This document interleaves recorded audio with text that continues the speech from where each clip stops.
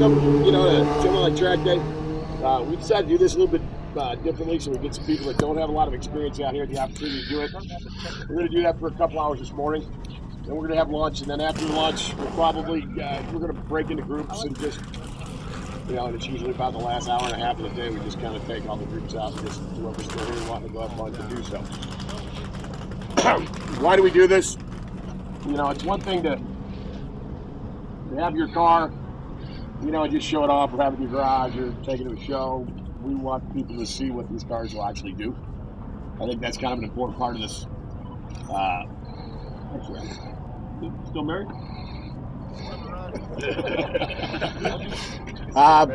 We want you to. Anniversary yesterday. All right, happy anniversary, friend. Your poor wife. The point by passing is critical when you're out here. There's a lot of cars out here got a lot of horsepower in the straightaway, but if the other car keeps catching up to you in the turns, he's faster. Now, if you think you got more, tuck him behind him, and you'll have him wave you by at some point anyway. There's nothing more frustrating than kind of playing that game over and over. So it's all about everybody being able to get out here and improve their lives. This is not about Ricky Racer Day. Okay. This is just about coming out here, getting some track time, and improving your skills. I think I did my first lap out here about 100 pounds ago. And every time I come out, I'm still learning more. I'm still trying to perfect, some area of this track. And I don't even want to think about how many laps I've run out here, but this is a special track. If you go to pit race, you go to Mid-Ohio, very technical tracks, like with technique and that kind of stuff, speeds are down. This particular track is a courage track for anybody that's been able to run out here. You can go pretty darn fast, and your average lap speed out here is pretty significant. But be smart. For those of you who are just getting started, I can tell you that when I first ran some laps out here, I was horrible. But every time I came out, I got a little bit better. Then you go home and you sleep on it, and you realize where you kind of have some opportunities to get better, and it all kinds of it starts to sink in. For people that are getting started, a good rule of thumb is break in a straight line, and then make your turn-ins and everything else. As you get more experience, there's ways you can learn how to trail break and do various other things, but the safest thing to do right now is going to be break in a straight line, get your turns in, and then, just pick up a little here and there. Don't be like, I've seen some people that have come out here with no experience, and they go, and they're just ripping around, and their lines are not only dangerous, but slow. This really is about perfecting the line and then slowly inching it up as you go. The most important thing that anybody can do today is control where you're looking. Okay, this is a 2-mile track, so let's call it 10,000 feet to make math simple. If you're looking 100 feet ahead of you, you got to run 100 different tracks. If you are looking through your turns and you're extending your vision around this track, you're going to be in a situation in which you can get smooth on one track instead of treating it like a bunch of little tracks. Something that kind of goes along with that is the old saying that if you're looking at the tree, you're going to hit the tree. If you're looking at the track, you'll stay on the track. Do not put yourself where you're looking where the car's pointed. Look where you want the car to go. And when you think you've got that down, well, good. Then double how far you're looking. And it makes this track a lot easier to understand. And if you'll be able to get some turn-ins, you'll be able to start your car in the right direction without having to work so hard on, wait, okay, here's this cone. I have to turn in at this cone, or I have to turn in at this braking marker. Back when I was competing a little more when I was younger, I was the asshole that went and knocked the cones out on the warm-up laps just so no one else had them. So, if you learn the track by looking through the turns, you don't have to worry about, points of reference or anything else. The point of reference is your track. You look through it and you'll get a couple lot smoother, safer, and you'll be able to improve those times. Again, check your mirrors, folks, because it's no fun to have you drive looking in your mirrors because somebody's on you, and have him bitch because he's behind you. Let him by. And again, if you can keep up with him, you might learn something by tucking behind him and getting the line. Being behind somebody is where you can learn something on a track. So, somebody's a little quicker, get behind them. And if you think you keep up with him, follow his line and you'll get a lot better out here. And you will see situations where you're on the track and you might be in a high horsepower car, and you'll look in your mirror and there's a freaking Miata that's all of 120 horsepower. There's a guy that you can learn lines from, because if a car like that, they're still able to do good lap times out here. You can learn a lot.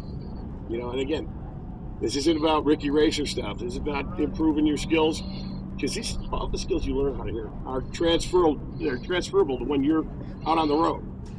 And things like I'm talking about with looking where you want to go. All of a sudden, you got a slippery day, car kicks out from behind you, and you're looking at that tree or you're looking at that snowbank. I'm betting money you're going to hit it. If you're looking at where you want to go, you're going to get there, and it's going to really help a lot.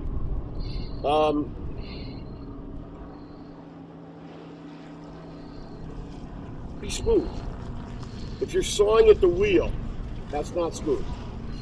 If you're pounding on the brakes and pounding on your gas as if it's a on-off switch, that's not smooth. They teach you in sniper training. Slow is smooth, smooth is fast. It's the same thing with a track. You should be able to look, any of you guys that have GoPros or any kind of camera stuff, if you're seeing yourself doing this a lot, you got to improve that, because you should be able to get your angle right with your steering and just hold it there. A lot of the turns out here are a little tricky, because if you go to a track like Pitt, all the radiuses are clear all the way through all the turns, and you got to just get your wheel and hold it there. And then when there's a competition event here, you'll see all kinds of people going off of the carousel, which is the right radius in the back, because it's not a perfect radius turn. The radius tightens at the end, so be smart. Just learning how to kind of not force your car, keep your car from getting unsettled, is just going to make you smoother. You're going to probably have to pay us a lot less money for what you did to your brakes and your tires, which is, kind of, I think, helpful for most. But it's also going to teach you where you can pick up time. Don't attempt to drive fast when you're comfortable. This is not a race. There's no trophies. There's no money. So don't push yourself beyond what you're comfortable. All right? Again, we're all seeking the perfect lap. You'll never get it. But, the quest for that is why we all keep coming out here. It's like the perfect, golf game. But you will learn little bits as you get. And, when you start out, it's nice because you can make up several seconds in a day. And then eventually you'll be chasing tenths. But, learn a little bit. And also being able to look at who's able to go around this track quicker. Jump right seat with people. You really can learn a lot by jumping in on the passenger side, getting a ride around, and you can see, not just the line, but you'll, particularly if you jump in right seat and let them drive the car that you own, you'll see what your car is capable of, and it gets you a little bit of confidence that, maybe you can push it a little bit here and there. Just don't get into a Ricky Racer thing.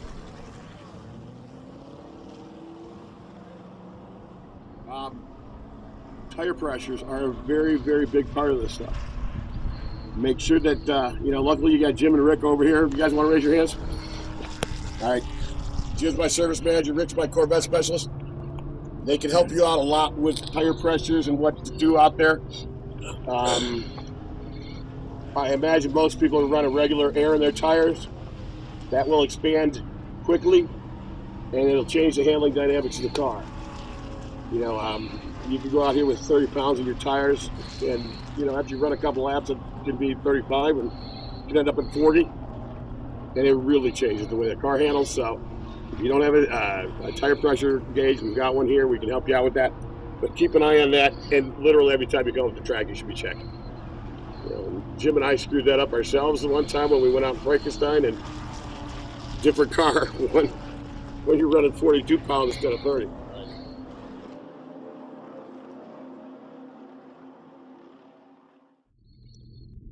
I will throw this out for everybody, because at some point we're probably going to go to something in which we actually require these with our track days.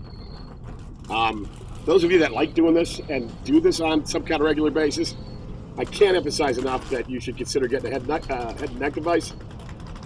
I was always of the old Dale Earnhardt Senior School, where I never wore them, and then I did a heck of a lot of homework because, you know, for some of the racing stuff, they're necessary.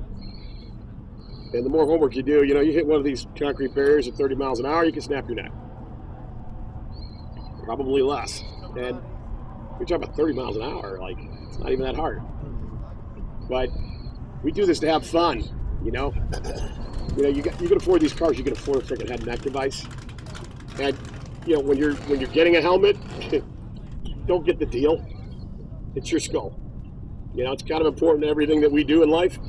So, you know, if you like doing this stuff, get yourself a good helmet, get yourself a head and neck, and it'll make a big difference. I want you all to leave here healthy and good. The other part is I want all of you to have your cars leave in the same shape they got here. So, heads again about Ricky Racer stuff. You know, this isn't the time or the place. We're gonna do some lead follow. I'm gonna get some of the guys that got some experience out here, and then we're gonna follow behind them. When we're doing lead follow, if the car that what we'll do is we'll have a line behind an instructor, and then we'll do 2 laps in which you're supposed to stay in this tire track. After the 2 laps, whoever's in front, just pull over, let everybody else pass you, and you drop into the back. That way everybody will get the opportunity to stay in the tire tracks of the instructor. Now when I say stay in the tire tracks, that doesn't mean 5 feet off of his line. You know, if he's 3 inches off of the curbing, try your best to get, you know, right off the curbing as well. You know, because when it speeds up, you know, it's going to be harder to keep that line, but at least you're going to know what you're attempting to do. You want to take angle out of these turns, and the best way to do it is start out, hit the apex, go back out. And again, the faster you go, the more that's going to be important. You're going to need that whole track in order to, you know, kind of let that speed bleed a little bit and get yourself back online. And again, remember, brakes and accelerators are not on-off switches. They actually modulate. You can kind of use that, it helps. If you go through a turn and it feels a little hairier than you want it to be, I'm betting you're looking in the wrong place. I did it in the ZR1 at Pitt, and it almost wiped the car out just because I forget my own damn rules and my own teaching. Focus on getting your eyes looking as far ahead as you can. There's turns in here where I'm looking at the exit as I'm not even to the entrance. Your peripheral vision should keep you pretty close to your line once you get used to it. But extend that vision further and further. It's going to really help. And if you don't, stuff can happen awful quick out here. So I can only emphasize that 100 times. You need to pay attention to flags, folks, at every flag station, because if somebody out there needs help, the safety equipment cannot go out until it's safe to go out, which means, yeah, you get a black flag, not you, Jim. But if there's a black flag out there, you got to stop the car. If there's a red flag, you got to get off the track. But I'll have them go over it. Please pay attention to these flags, because if you don't, somebody can really get hurt. And that can take days like this and make them not exist anymore. All right, so it's all yours. Take it. This is, we want you to know to check your mirrors. You're on track. It doesn't mean that you need to let someone by when you're comfortable. It just means that someone's there who wasn't there before, and they're probably faster than you. That's the Mike Lally. He's gonna run your ass. Then you put your elbow on. We like that about it. This is an advisory flag. If we use a lot of body English and like wave it or something, or do this, it means someone's on track, and you better get the car into control. Check out what's happening. Look behind you. Don't stop suddenly or slow down suddenly. If it's stationary, it means someone might be trying to come back on if they're off. So you can continue, but if we're waving it, someone is on track, and you have to be extra special careful.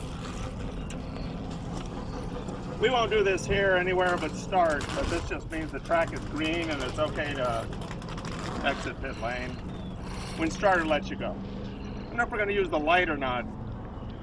Probably. Yeah, I would think so. Green light, red light. Right down at the end of pit lane. Yep. Let's see.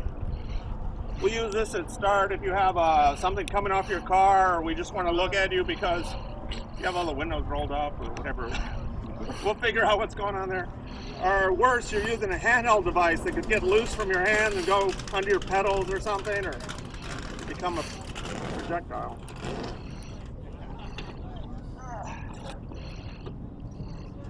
If we have to send a vehicle out while you're still out there to go recover a car or something, we'll follow it with this flag. We also use this for a slow vehicle, but we usually just use the yellow stationary for a slow vehicle. Caution. I think I mentioned this already. It's an advisory flag. We want to talk to you if we pointed at you. But if everybody has this at every station, it means everybody come in. We want to end the session without you having to go past the checker flag. What else?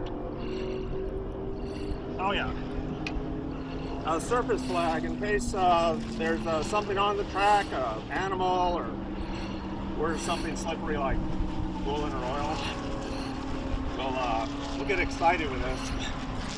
Otherwise, we'll use it and maybe say, go over this way to avoid the obstacle debris. I